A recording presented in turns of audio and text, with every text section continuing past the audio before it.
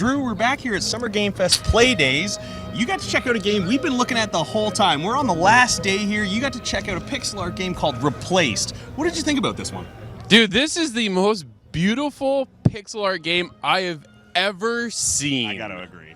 It was incredible. The art style, the brightness and the colors, the way everything popped off the screen. It was amazing. So they started us, there's 3 different levels we can go check out, right? We had combat, we had a street scene, and then we had the prologue to jump into.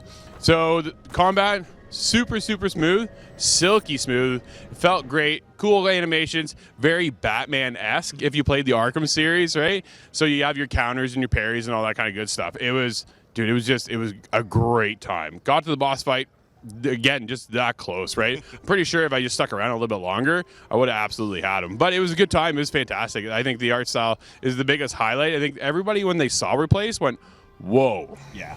It's one of those games, right? Like, you jumped in, I'm standing there watching you play, and we both can appreciate a really good pixel art game. But the thing that really got me here was the camera work. Oh, it really immerses you into the environment that they've created for you. So for me, I look at it and I'm like, you know, this game is going to pull you in almost immediately. Even if it's not the art style, it's the way they've used the camera work in this game to just make you feel like you're a part of it when you're in there. Absolutely. It was incredible the way everything just panned around, zoomed out at the perfect time, right? Everything was just timed and set up so well that it had this cinematic, immersive feel to it all. And then the base of the story is actually, you play as R.E.A.H, and R.E.A.H is an AI who's set into a human body, and you're trying to just become your AI full self. So there's a lot kind of to take in on that side of it.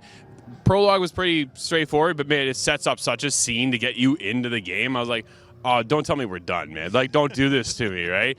But it was fantastic. The street scene, too, where you gotta go around, it's like a subway, right? So you go around, and you just... What surprised me was the environment, the way you go, because I thought it was just a straight 2D.